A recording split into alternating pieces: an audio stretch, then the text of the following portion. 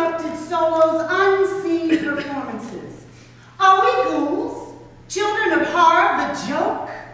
Don't tell nobody. Don't tell a soul. Are we animals? Have we gone crazy? I can't hear anything but maddening screams and the soft strains of death. And you promised me. Somebody, anybody, sing a black girl song. Bring her out to know herself, to know you. But sing her rhythms, caring, struggle, hard times. Sing her song of life. She's been dead so long, closed in silence so long. She doesn't know the sound of her own voice, her infinite beauty. She's half notes scattered, without rhythm, no tune. Sing her sighs. Sing the song of her possibilities. Sing a righteous gospel. Let her be born. Let her be born. And handled warmly. I'm outside Chicago. I'm outside Detroit. I'm outside Baltimore. I'm outside San Francisco. I'm outside Manhattan. I'm outside St. Louis. And this is for colored girls who have considered suicide but have moved to the ends of their own rainbows. I'm still big, hot, short, and short. I'm still big, hot, short, and brown. I'm still big, hot, short, and short. I'm still big, hot, short, and brown. Little Sally Walker, singing in a saucer. Rise, Sally, rise. Wipe your weeping eyes. Put your hands on the hips and let your backbone slip. Shake it to the east, shake it to the west, shake it to the one that you like the best. You're it.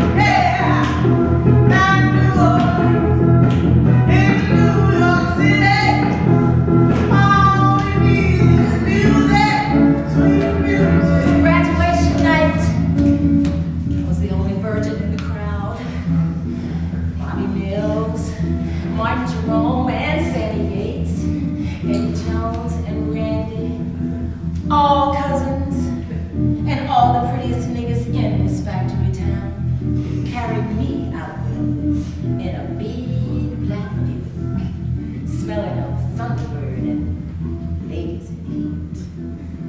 We rambled from Camden to Mount Holly, laughing at the afternoon speeches and dangling our tassels in the rearview mirror and climbing all sorts of different project stairs. Moving towards snapping beer cans and get it, that's the way to do it, mama. All Mercer County graduated the same night. Secretarial, pre-college, business, auto shop, all us moving from mama to whatever was out there. That night we raced the big old truck from the barbecue stand, trying to tell them about the party at Jackie's, where everybody who graduated last year was waiting to hit it with us. I got drunk. I couldn't figure out whose hand was on my thigh, but it did not matter. Because Sammy, Bobby, Billy, Randy, Eddie was all my lovers, alternately, since the 7th grade.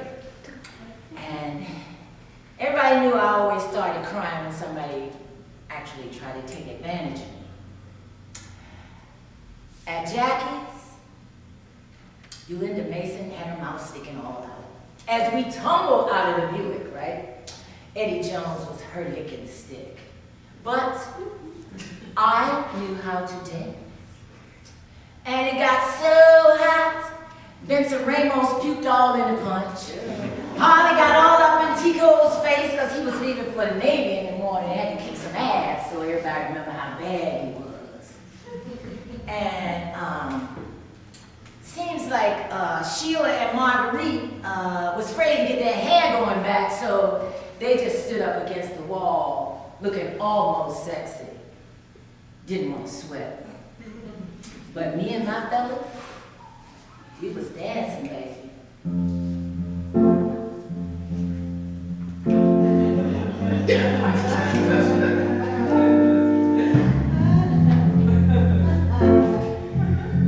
Since 1963, I won all kinds of dance contests with the cousins at the police athletic league dances. And all Mercer County knew any kid to Martin Gates could turn somersaults, or Smokey Robinson could get a woman excited. Yes, we danced, doing nasty old tricks.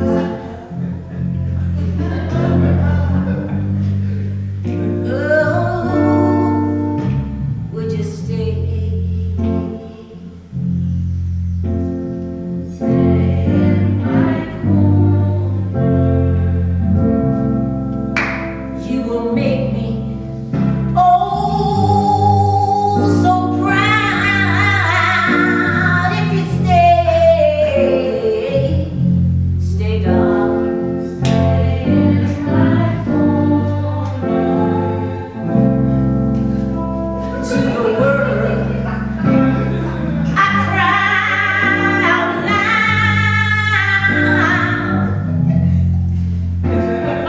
How I love you.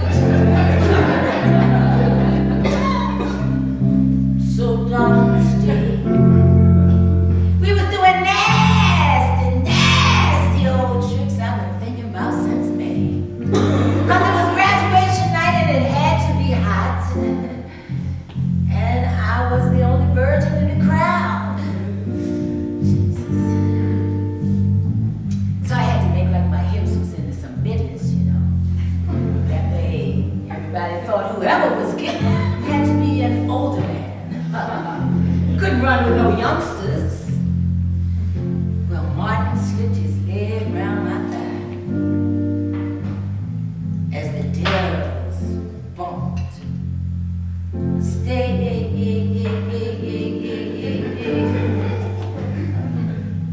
Up and down, up and down, up and down the new Carver homes. We was grown. We was finally grown. Well, all of a sudden went crazy. Got all up in Eddie's face, cussing and carrying on, tearing his skin with her nails. The cousins tried to talk sense to her, tried to hold her arms. Listen, bitch, Sammy went on. And Bobby said, I guess I ought to go with them before they get to cutting, before the police come. We teetered silently through the parking lot. Nope, no, officer. I don't know nothing about my party. Well, Bobby started looking at me real strange. Yeah. He started looking at me like I was a woman or something.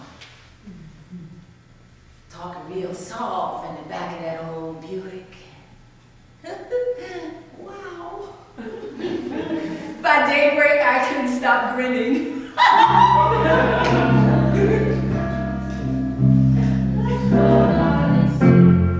You gave it up in a Buick? Yes, I did. And it was wonderful. We used to do it all up in the dark in the corners. Some nigga sweating all over you. It was good. I never did like to grind. What other kind of dances are there? Mambo, bamba, merengue. When I was 16, I ran off to the South Bronx because I was going to meet up with Willie Colon and dance all the time. Mambo, bamba, merengue. Do you speak Spanish? Hola. My papa thought he was Puerto Rican. I mean, whatever. So we was just regular niggas with hints of Spanish. So off I made it to this 36-hour marathon dance con salsa con Ricardo Sugar Ray on the Southern Boulevard next door to this photography place.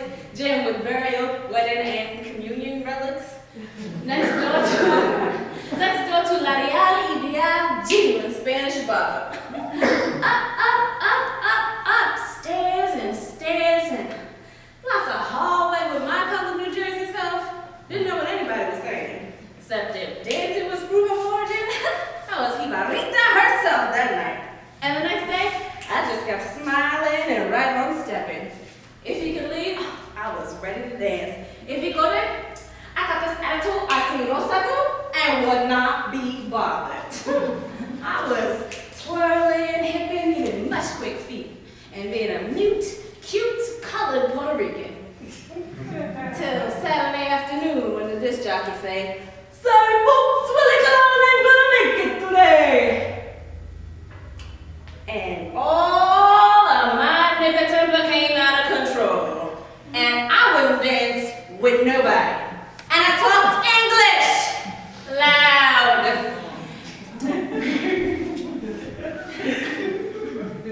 And I love you more than I was a man.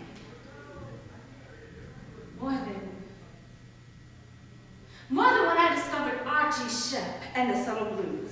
Don't you know I wore out the magic of juju. Heroically resisting being possessed.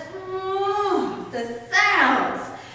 Sneaking in underage to slugs to stare at a real artiste. And every word out of the mamu's mouth was gospel. And if Jesus couldn't play on like Shep, wasn't no need for colored folks to bear no cross at all. And poem is my thank you for music. And I love you more than poem. More than Aureliano Buendia, love Macano. More than Hector Lavoe, loved himself. More than the lady loved gardenias. More than Celia loves Cuba. Graciela loves the song. More than the flamingos. Shouldn't do I love being pretty? Oh, Ginebra. Te amo más que. Te amo más que. Can you play your flute? Te amo más que. Te amo más que. Without any assistance or guidance from you, I have loved you assiduously for 8 months, 2 weeks, and a day. I have been stood up 4 times. I have left 7 packages on your doorstep, 40 poems, 2 plants, and 3 handmade note cards I left town so I could send you. You have been no help to me in my job. You call me at 3 o'clock in the morning on weekdays so I can drive 27.5 miles across the bay before I go to work. Charming, charming. But you are of no assistance. I want you to know that this was an experiment to see how selfish I could be. If I would carry on to snare a possible lover, if I would capable of debasing myself for the love of another, if I could stand not being wanted when I wanted to be wanted, and I cannot. So without any further assistance or guidance from you, I am ending this affair. This note is attached to a plant I have been watering since the day I met you. You may water it your damn self. I don't want to write in English or in Spanish. I want to sing, make you dance like the bata. Dance, scream, twitch hips with me, because I done forgot all about words. Ain't got no definition. I want a world with you.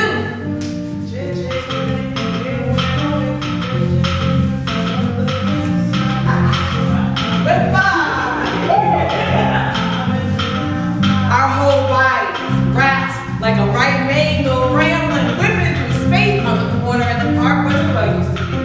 But Willie Colon take you out, swing your head, push your legs to the moon with me.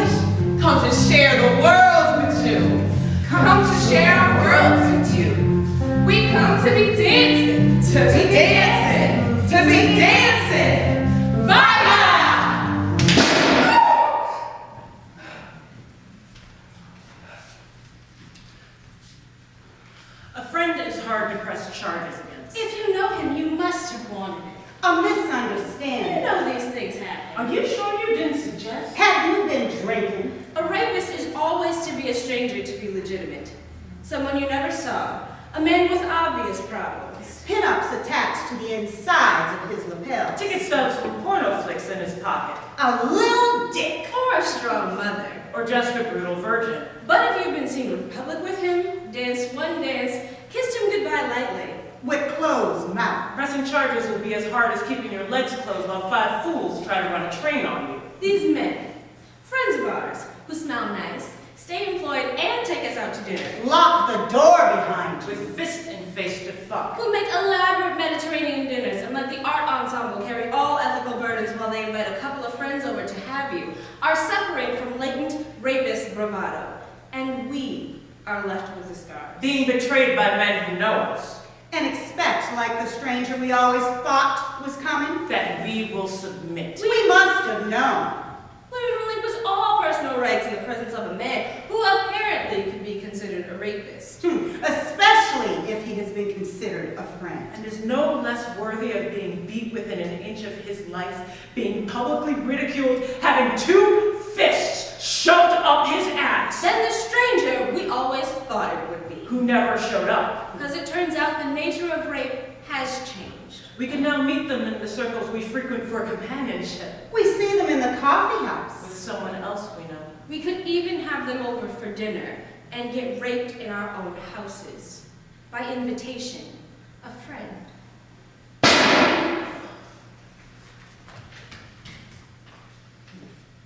Eyes.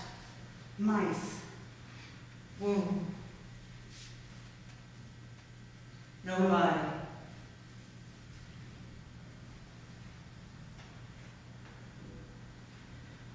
Tubes, tables, whitewashed windows, grime from age wiped over once, legs, spread, anxious, eyes crawling up on me, eyes rolling in my thighs, metal horses gnawing my womb, dead mice fall from my mouth. I really didn't mean to. I really didn't think I could just one day off. Get off of me, all of this blood! Bones shattered like soft ice cream cones. I couldn't have people looking at me, pregnant. I couldn't have my friends see this dying dangling between my legs and I didn't say a thing. Not a sigh or a fast scream to get those eyes off of me. Get those steel rods out of me. This hurts. This hurts me. And nobody came, because nobody knew. Once I was pregnant and ashamed of myself.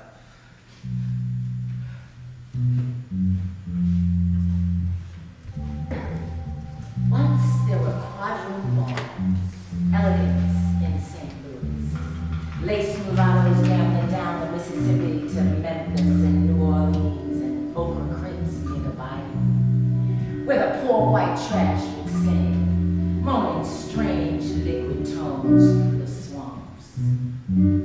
Sachita had heard these things. She moved as if she'd known them. The silver and high-toned laugh, the violins and marble floors.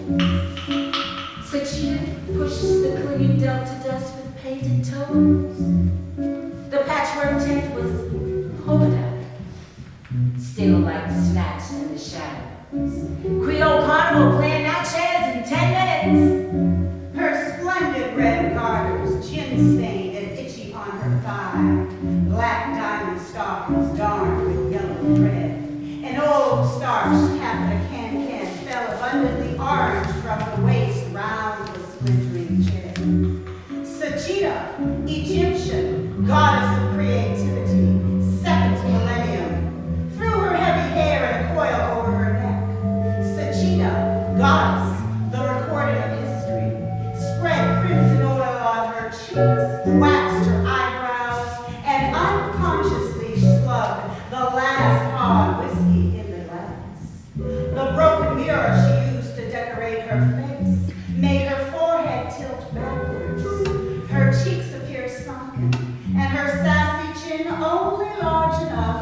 keep her full lower lip from growing into her neck.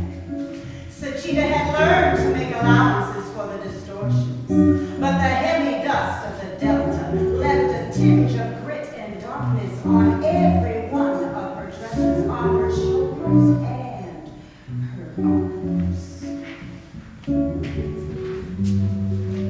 Sachita was anxious to get back to St. Louis. The dirt there didn't crawl from the earth into your soul, at least in St. Louis. The grime was store-bought second-hand. Here in Natchez, God seemed to be wiping his feet in her face. One of the wrestlers had finally won tonight. The mulatto, Raul, Was supposed to hold the boom in half-cast, Sear an eagle. in a bear cup. 8 counts. Get thrown unawares. Fall out the ring, and then do Sear an eagle in for good. Sachita could hear redneck whoops and slapping on back. She gathered her sparsely sequined skirts. Tugged the waist cincher from under her graying slips and made her face immobile. She made her face like Nefertiti, approaching her own tomb. She suddenly threw her leg full force through the canvas curtain. A deceptive glass stone sparkled away at her ankle. Her calf was taunting in the brazen carny lights, the full moon. Sachita, goddess of love, Egypt, second millennium, performing the rites, the conjuring of men, conjuring the spirits. In Natchez, the Mississippi spewed a heavy fume of barely moving waters. Sachita's legs slashed furiously through the crack of night. Gold pieces hitting the mentioned stage. Her thighs, they were aiming coins between her thighs. Sachita, goddess, Egypt, harmony, catching stars between her toes.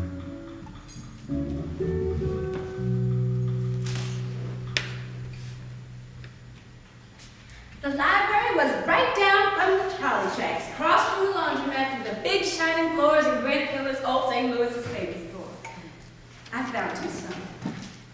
But not till after months of Cajun Katie, Pippi Longstockings, Christopher Robin, Eddie Hayward, and a Pooh Bear in the children's room. I knew I wasn't supposed to, but I ran into the adult reading room and found Tucson, my first black man. I didn't count George Washington Carver because I didn't like peanuts. I did. Tucson was a black man, a Negro, like my mama say, who refused to be a slave. And he spoke French and didn't allow no white man to tell him nothing. Not Napoleon, not Maximilian, not Robespierre. Tucson Overture was the beginning of reality for me. In the summer contest for who color child could read 15 books in 3 weeks, I won and raved about Tucson at the afternoon ceremony. Was disqualified because Tucson belonged in the adult reading room. And I cried and carried dead Tucson home in the book. He was dead and living to me, because Tucson and them, they held the seat to tell against the French. With the spirits of old dead Africans from out of the ground, Tucson led their army of zombies walking, cannonball shooting spirits to free Haiti. And they wasn't slaves no more. Tucson Loverchuk became my secret lover at the age of 8. I'd entertain him in my bedroom with a flashlight under my covers. Way into the night, we discussed strategies, how to remove white girls from my hopscotch games. Tucson was laying in bed with me. And that's the raggedy end the night I decided to run away from my integrated home, integrated street, integrated school. 1955 was not a good year for little black girls. Tucson said, let's go to Haiti. I said, all right, and packed some very important things in a brown paper bag so I wouldn't have to come back. Then I took the Hollywood streetcar to the river, last stop, only 15 cents. Because there wasn't nobody to see Tucson except me. And we walked all down through North St. Louis, where the French settlers used to live in. Tiny brick houses all huddled together with barely missing windows and shingles all uneven, with colored kids playing and women on low porches sipping beer. I could talk to Tucson down by the river. Like this is where we was gonna stow away on a boat for New Orleans and catch a Creole fishing rig for Port-au-Prince. And then we was just gonna read and talk all the time and eat fried bananas. We was just walking and skipping past old drunk men when this silly old boy jumped out at me saying, "Hey girl, you better come over here and talk to me." Well, I looked at Tucson, who was furious, and I shouted, "You silly boy, you better leave me alone or Tucson's gonna get your ass."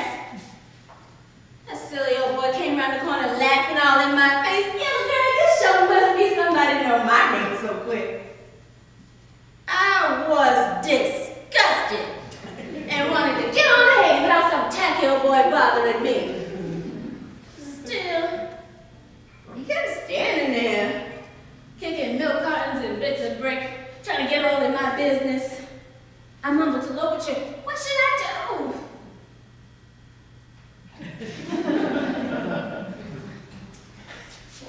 Finally, I asked, "Well, who are you?" He said, "My name is Tucson Jones." Well, I looked right at him. Those skittered out corduroy pants, a striped t-shirt with holes in both elbows, a new scab over his left eye, and I said, "What's your name again?" He said, "I'm Tucson Jones." Wow! I'm on my way to see Tucson Louverture in Haiti. Are you any kin to him? They got a country all they own, and he don't take no stuff from no white folks, and they ain't no slaves. That silly boy squinted his face all up. "Look at here, girl. I am Tucson Jones. And I'm right here looking at you. And I don't take no stuff from no white folks. You don't see none around here, do you?" And he started to push his chest out and say, "Come on, let's go on down to the docks, look at the boats." I was real puzzled going down to the docks with my paper bag and my bus. I felt Tucson Louverture sort of leave me.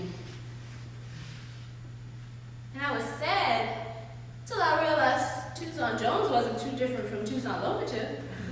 Except the old one was in Haiti and this one would be speaking English and eating apples. Yeah, Tucson Jones was all right with me. No telling what all spirits we can move down by the river. St. Louis, 1955. Hey, wait!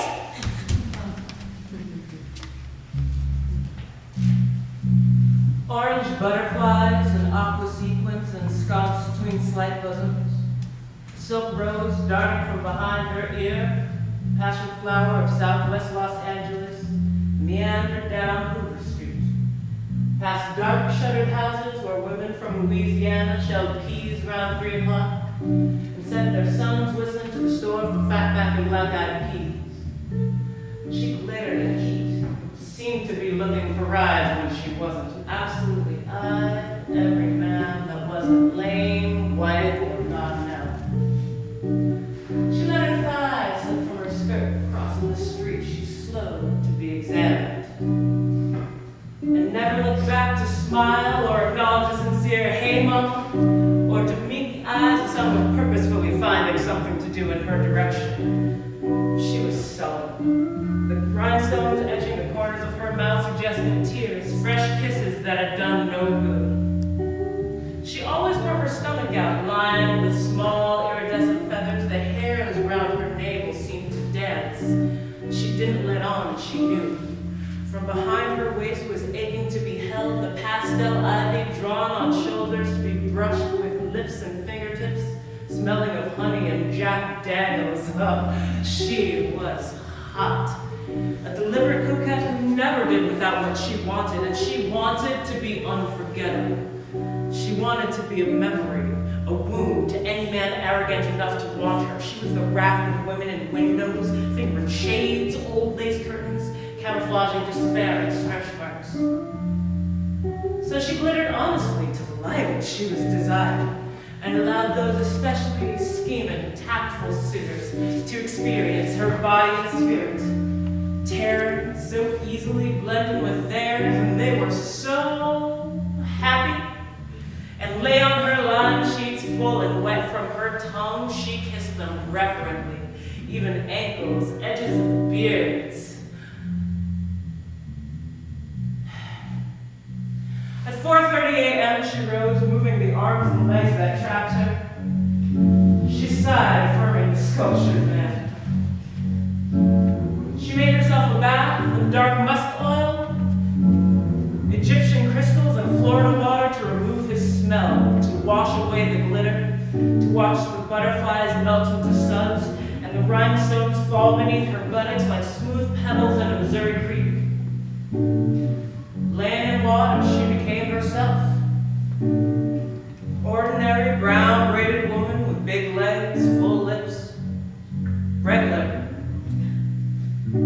Seriously intending to finish her night's work, she quickly walked to her desk, straddled on her pillows, and began. You'll have to go now. I've a lot of work to do, and I can't with a man around. Here are your pants. There's coffee on the stove. It's been very nice, but I can't see you again. You got what you came for, didn't you? She smiled. And they would either mumble curses about crazy bitches or sit there dumbfounded while she repeated, I couldn't possibly wake up with a strange man in my bed. Why don't you go home? She could have been slapped upside the head or verbally challenged, but she never was.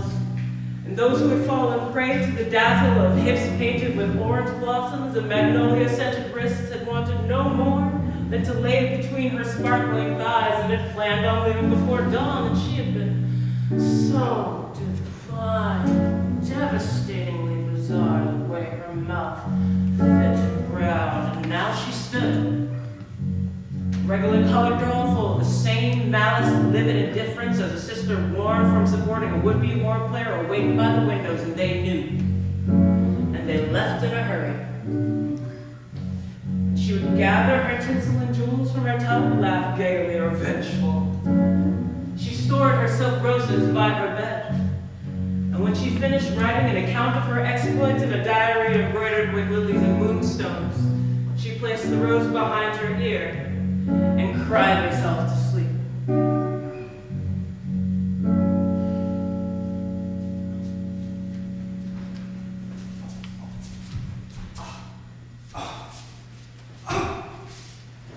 I used to live in the world. Then I moved to Harlem, and my universe is 6 blocks. When I walked in the Pacific, I imagined waters ancient from Accra, Tunis, cleansing me, feeding me. Now my ankles are coated in gray filth from the puddle beneath the hydrant. My oceans were life.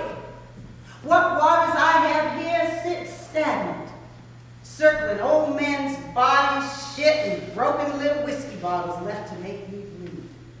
I used to live in the world. Now I live in Harlem, and my universe is 6 blocks. A tunnel with a train I can ride anywhere, remaining a stranger. No, man, you can't go with me. I don't even know you. No, I don't want to kiss you. You ain't but 12 years old. No, man, please, please, please leave me alone. Tomorrow, yeah. No, please, I can't use it. I could stay alone, a woman in the world.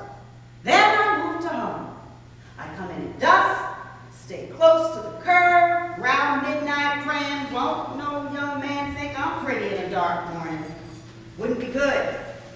Wouldn't be good at all to find a tall, short, black-brown young man full of his power in the dark in my universe of 6 blocks. Straight up brick walls, women hanging out windows like old silk stockings, cats crying, children giggling, a tavern with red curtains, bad smells, kissing ladies, smiling, dirt sidewalks, spin men, cursing, playing.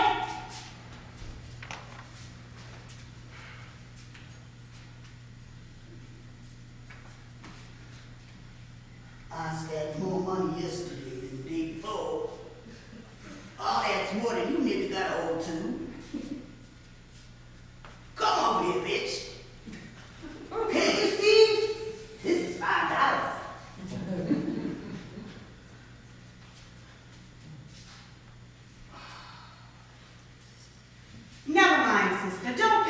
don't mind.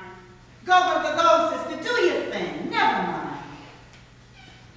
I used to live in the world, really be in the world. Free and sweet talking and good morning and nice day and thank you. Can't now. Can't be nice to nobody. Nice is such a ripoff. Regular beauty and a smile in the street is just a setup. I used to live in the world, really be in the world, a woman in the world. I had a right to the world. Then I moved to Harlem for the setup. A universe, 6 blocks of cruelty piled up on itself. A tunnel closing. 3 was like a pyramid. 3 friends, 1 laugh, 1 music, 1 flower shawl knotted on each neck. We all saw him at the same time, and he saw us. I felt a quick thump in each one of us. Didn't know what to do. We all wanted what was coming our way, so we split. But he found one, and she loved him. The other 2 were tickled and spurned his advances. When the one who loved him was somewhere else, he would come to her saying, "Your friends love you very much. I've tried, and they keep asking, where are you?" Her friend smiled, wondering how long her friend would hold out. He was what they were looking for. He bided his time. He waited till romance waned. 3 of us made up stories about used to and could have been nice. But the season was dry. No men, no quickies. Not one dance, our eyes unrelenting. One day after another, except for the one who loved him, he appeared irregularly, expecting graciousness no matter what. She cut fresh strawberries. Her friends went on hunts for passing fancies. They called us frequently. She couldn't understand what was happening. Then the rose she left by his pillow, she found on her friend's desk, and there was nothing to say. She said, "I want to tell you he's been after me all the time. Says he's free and can explain what's happening to you is nothing to me. And I don't want to hurt you, but you know how much I need someone now, and you know how wonderful he is." Her friend couldn't speak or cry. They hugged and went to where he was with another woman. He said goodbye to one, told the other he'd call. He smiled a lot. She held her head in her lap, the lap of her sister, soaking up tears, each understanding how much love stood between them, how much love between them, love between them, love like sisters.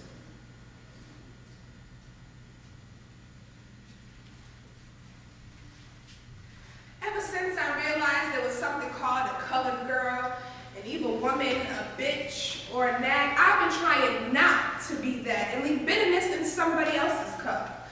Come to someone to love me without deep and nasty smell of skull from lie or being left screaming in a street full of lunatic or whispering, "Slut, bitch, bitch, nigga." Get out of here with all of that. I didn't have any of that for you. I brought you what joy I found, and I found joy. Honest fingers round my face with dead musicians on 78s from Cuba, or live musicians on $5 LPs from Chicago, where I have never been. And I love Arsenio Rodriguez and Willie Colon, especially because I can play the music loud enough.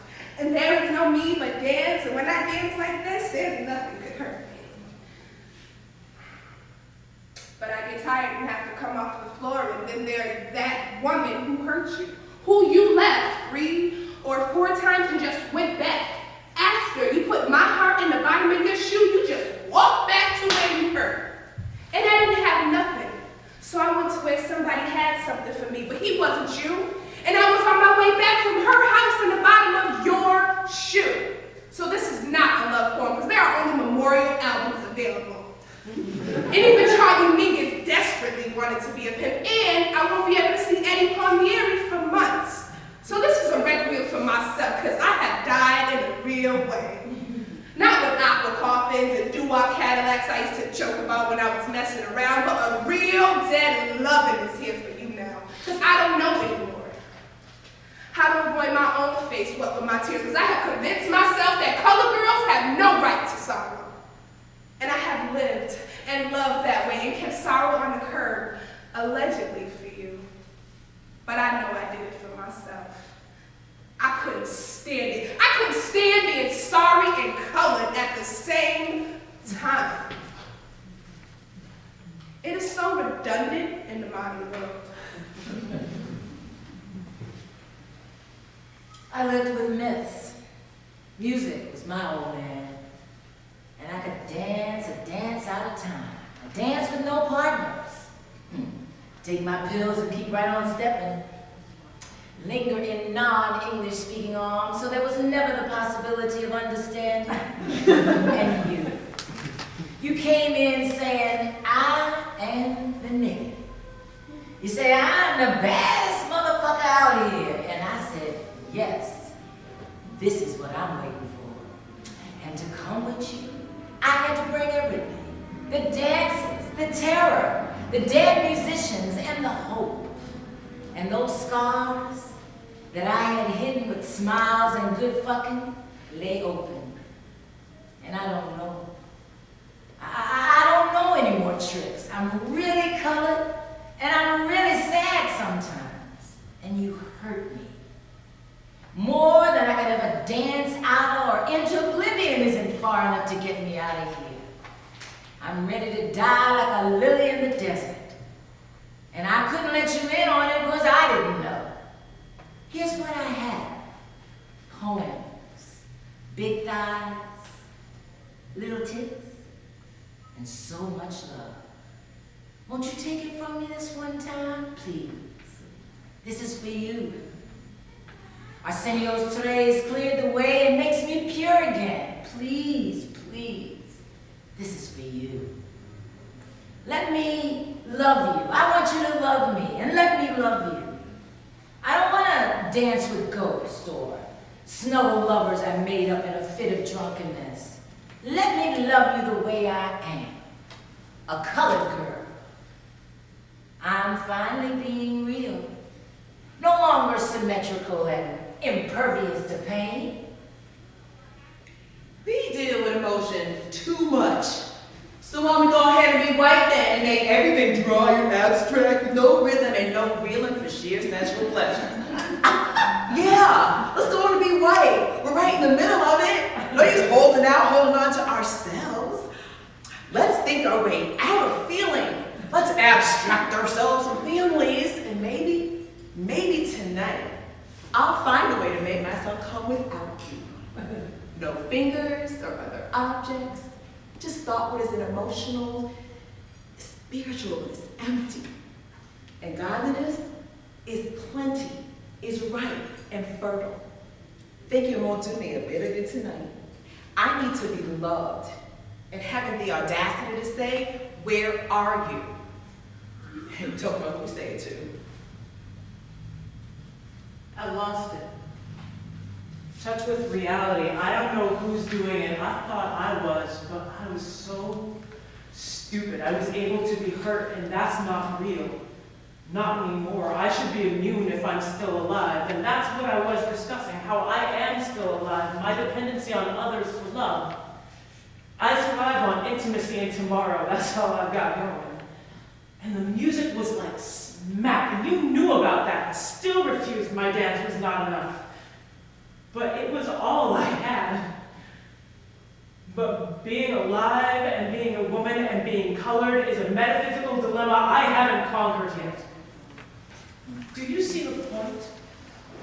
My spirit is too ancient to understand the separation between soul and gender. My love is too delicate to have thrown back on my face.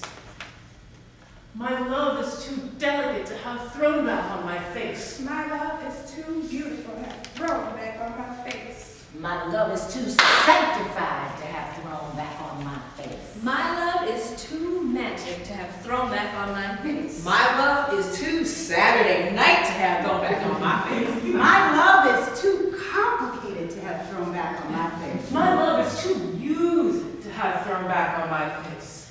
Music, music, Bang, bang, bang, bang. music. Bang, bang,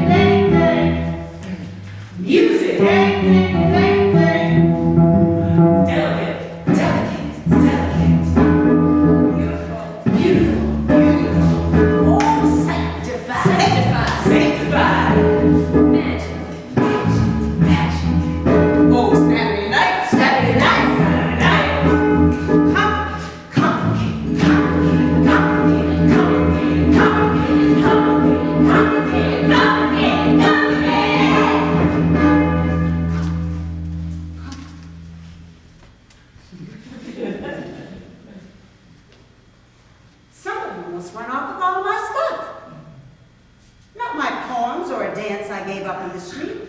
Somebody almost run off of all of my stuff like a kleptomaniac working hard and forgetting while stealing. Hey, this is mine. This ain't your stuff. Now why don't you put me back and let me hang out in my own self? Somebody almost run off with all of my stuff and didn't care enough to send a note home saying I was late for my solo conversation or 2 sizes too small for my own tacky skirts. What can anybody do with something with no value on an open market? Did you get a dime for my things? Hey, man! Where are you going with my stuff? This is a woman's trip. And I need my stuff to own and all about. Daddy, I got a mainline number from my own shit. Now won't you put me back and let me play this duet with this silver ring in my nose? Honest to God, somebody almost run off with all of my stuff. And I didn't bring anything but the kick and the sway of it and the perfect X from my man. And none of it is theirs. This is mine. But Tree's her own things. That's my name. Now give me my stuff. I see you hide my laugh. Now I sit with my leg open sometimes to give my crotch some sunlight. There goes my love, my toes, my chewed up fingernails. Nigga with the curls in your hair, Mr. Louisiana Hot Link, I want my stuff back. My rhythms and my voice, open my mouth and let me talk you out of throwing my shit in the store. This is some whimsical leg and delicate kiss I got to give to my choice without you running off with all of my shit. Now you can't have me unless I give me away. And I was doing all that before you run off on a good thing. Who is this you left me with? Some simple bitch with a bad attitude. I want my things. I want my arm with the hard iron scar and my leg with the flea bite. I want my callous feet and quick language back in my mouth. Fried plantains, pineapple, pear juice, Summer and Joseph, and jewels. I want my own things, how I live them. And give me my memories. You can't have them or do nothing with them.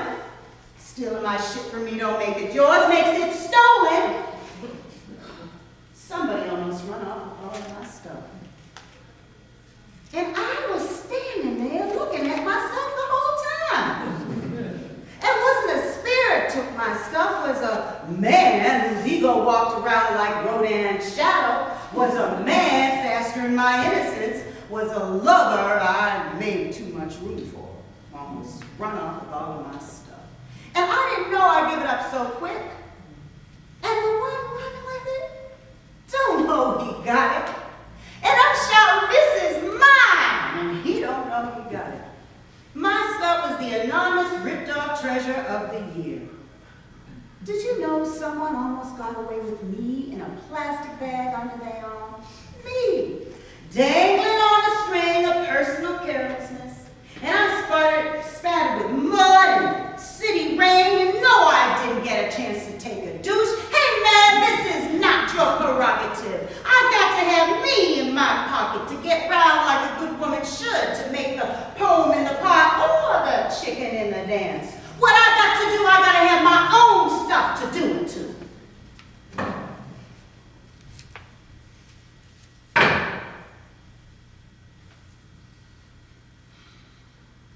Why don't you find your own things and leave this package of me from my destiny?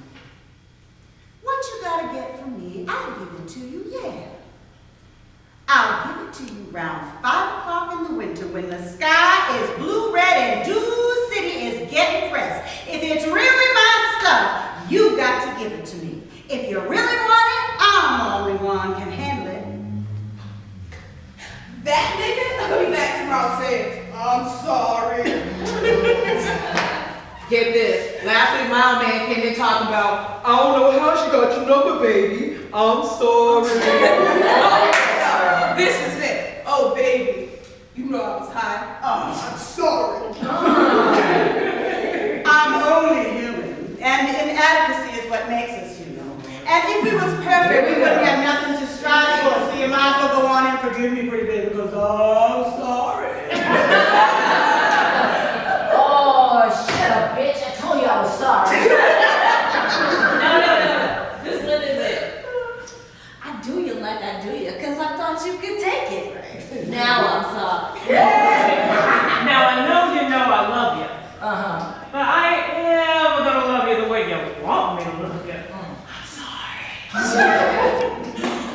thing I don't need is any more apologies. I got sorry greet me at my front door. You can keep yours.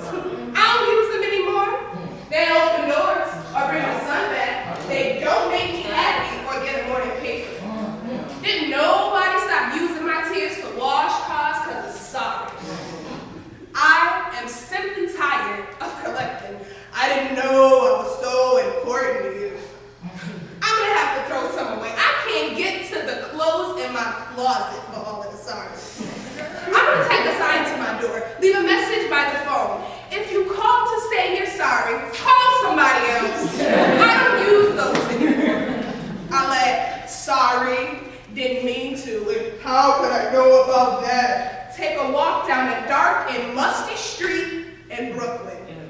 I'm gonna do exactly what I wanna do, and I won't be sorry for none of it. Let a sorry soothe your soul. I'm gonna soothe mine. Yes. You are always inconsistent. Doing something and then being sorry. Beat my heart to death talking about you sorry. Well, I will not call. I'm not gonna be nice. I will raise my voice and scream and holler and break things and race the engine. And I will tell all your secrets about yourself to your face. And I will list in detail every one of my wonderful lovers and their ways. And I will play out of a lake loud. And I won't be sorry for none of it. I loved you on purpose. I was open on purpose. I still crave vulnerability and close talk, and I'm not even sorry about you being sorry. You can carry all the give and grab you want, just don't give it to me. I can't use another sorry.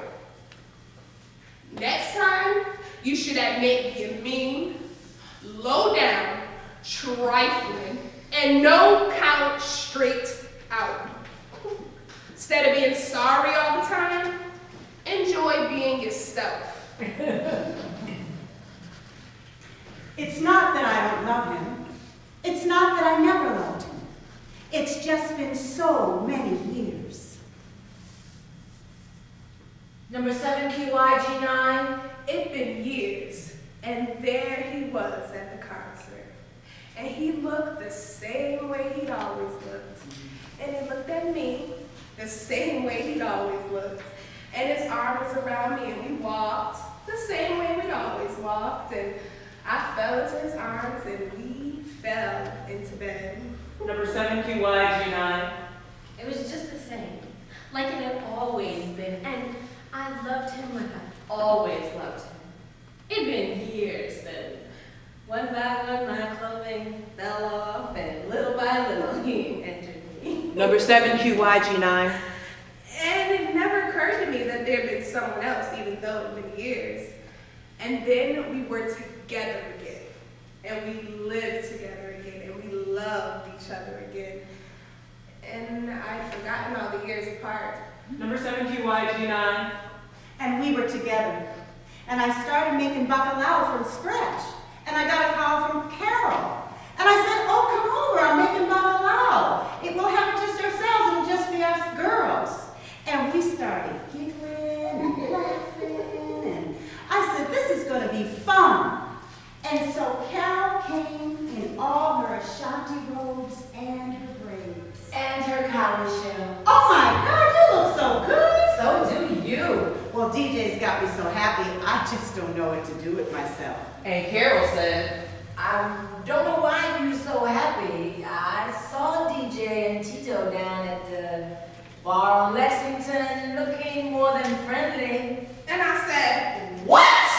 You heard what I said. They were together looking more than friendly. oh, don't be silly. That's a gay bar and DJ don't like faggots. I have to get on him for calling gay people terrible names, but he wasn't there unless he was trying to get Tito out of there. But he certainly wasn't there for himself. Carol looked at me with a smirk. And I said, You just mind your house and let me tend to mine, because there's nothing wrong here. And so Carol said after a while, You know, you really need to get tested. tested for what? She said, AIDS. I said, What in the hell would I get tested for? DJ and I have been together forever. She said, no. You've been together for a year. You were separated forever. Carol, he's been faithful to me for years. Girl, you tripping. I know you're not suggesting he's on the DL. Okay, I'm gonna get checked, and then I never want to hear anything about this from you again. after the tone of lunch had changed, we took the train to St. Vincent, and the line was long. We got the blood drawn. They said it'd be about 2 weeks before I'd hear him. And I knew I wasn't going to hear anything, so I just went home and waited for him to come home. And we had a lovely afternoon and finished off the bacalao. And finished off me. We had a lovely afternoon. And I can't talk about this anymore because I don't have any more energy to talk about that. And then I got a telephone call, and it was for... Number 7QYG9. Number 7QYG9. Number 7QYG9. And I said, I think that's me, but I'm not sick. And I said, I'm that number, but you don't really want to see me. There's nothing wrong with me. And she said, Let me check your number. So they checked my number and they said, You tested positive for HIV. and I thought, I was going to faint. How can I be positive for AIDS? I don't take drugs. Am I going to die? and she said, Oh no, you're not gonna die. You'll live a full and vigorous life. You just have to stay on your meds. And I said, oh, okay. So I went home to wait for DJ. but he was already there fixing chicken curry. Oh, baby, I'm making you chicken curry. I said, I went to the hospital and tested positive. Tested positive. Positive? Positive?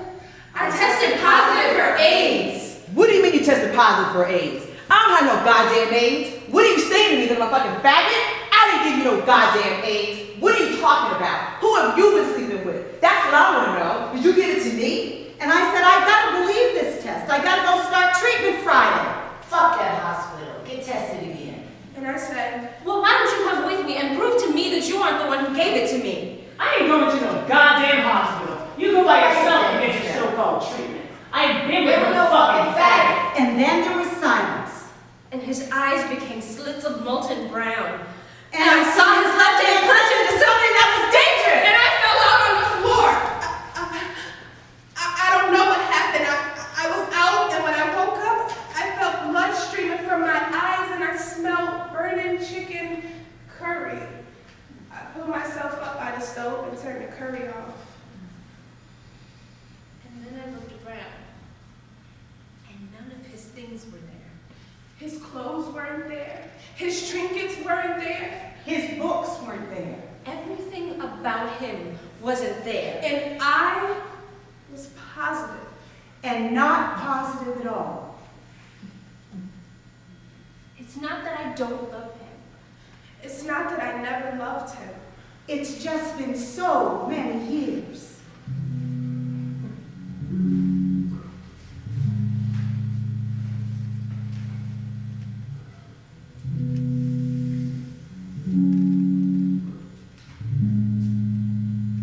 There was no air. The sheets made ripples under his body like crumpled paper napkins in a summer park. And little specks of something from between his toes or the biscuits from the day before ran in the sweat that tucked the sheets into his limbs. Like an old frozen bundle of chicken. He'd get up and make coffee and cook up his crack, drink wine, drink water. He wished that one of his friends who knew where he was would come over with some blow or some shit, anything. There was no air. He'd see the spotlights in the alleyways downstairs, moving in the air, cross the wall over his face, like in Fallujah. And he'd get under the covers and wait for it all clear, or till he could hear the traffic or the children playing. But there wasn't nothing wrong with him. There wasn't nothing wrong with him. PTSD, PTSD, PTS. He kept telling Chris Crystal and the social worker. And you nigga want to kill Arab children more and stay at home and raise his own sicker than a rabid dog. That's how their thing had been since he got back. Crystal just got to say what a cool nigga Bo was and always had been. Didn't he run all over uptown saying the child wasn't his? Was some no-count bastard and any old citizens who get him if they wanted? Because as soon as the blood type of shit was together, everybody would know Crystal was a no-good lying whore. And this, after she been his girl since she was 13 when he caught her on the stairway. He came back crazy as hell. Tried to get veteran benefits for being in Basra and go on back to school, but they just kept on putting him in remedial classes.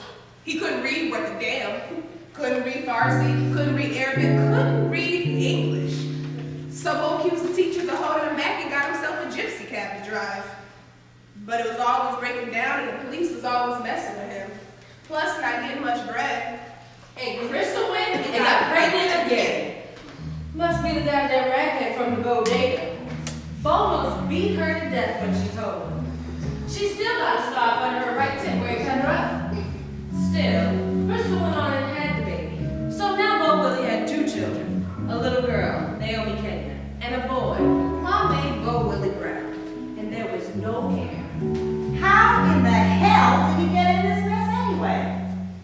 Somebody went and told Crystal that Bo was spending all of his money on the bartending bitch down at the Merry-Go-Round Cafe.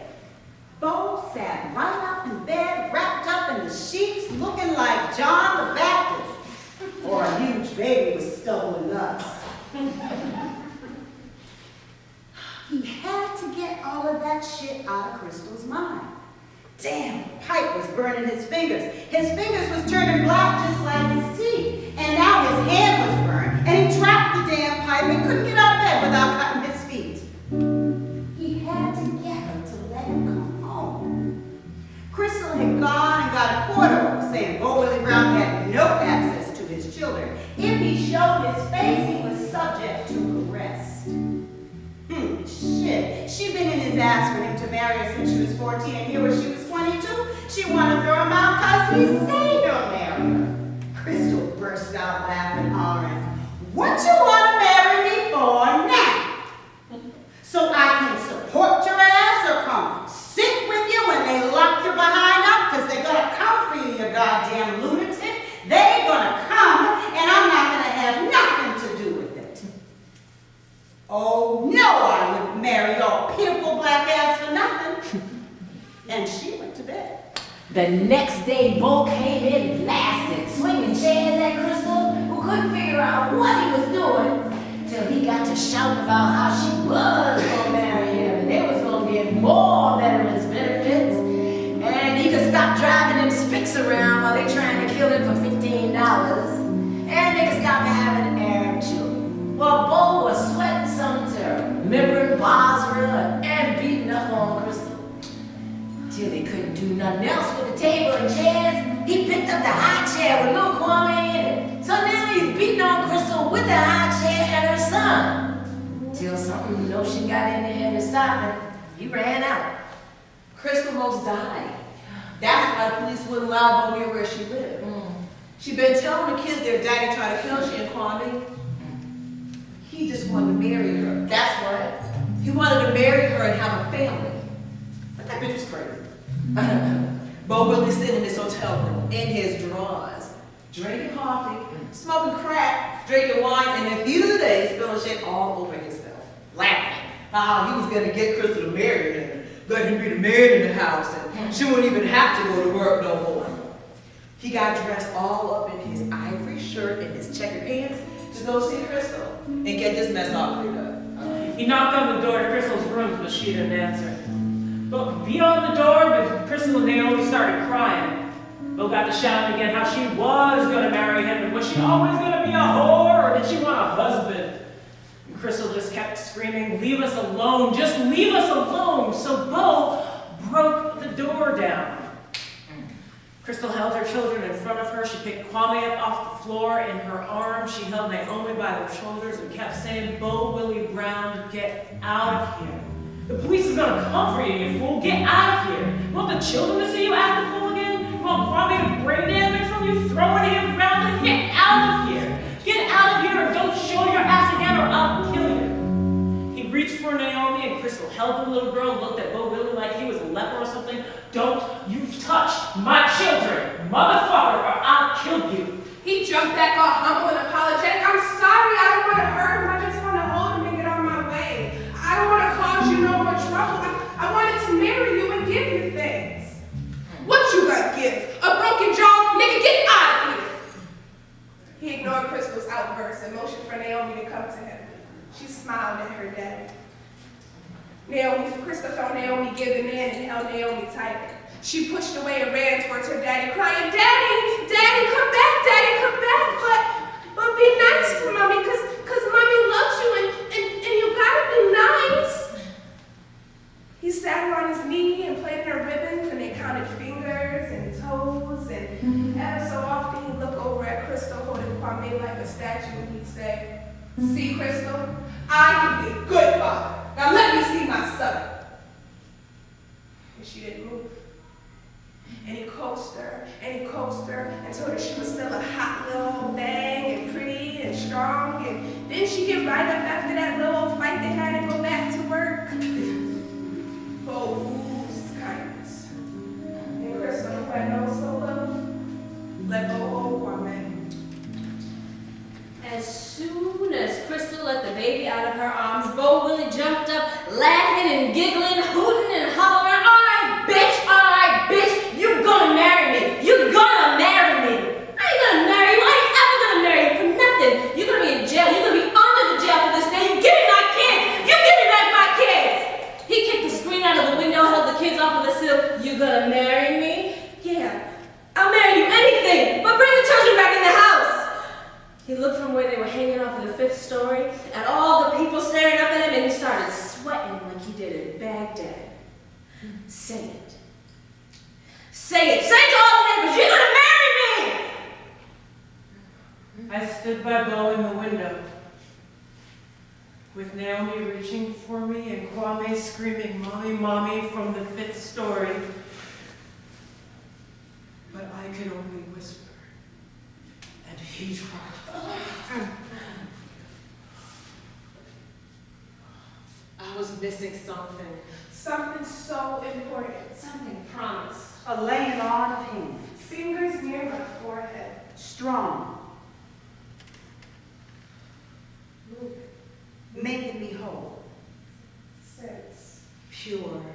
All the gods coming into me, making me open to myself. I was missing something. Something promised. Something free. A laying on of hands. I know about laying on bodies, laying out a man, bringing him all of my fleshy self and some of my pleasure. Being taken, full, eager, wet, like I get sometimes. I was missing something.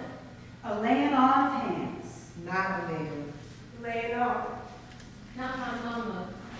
Holding me tight, telling me I'm always gonna be her girl. Not a laying on of bosom and womb, a laying on of hands. The holiness of myself released. I sat up one night at the boarding house screaming, crying, the ghost of another woman who was missing what I was missing. I wanted to jump out of my bones and be done with myself. Leave me alone and go off in the wind. It was too much.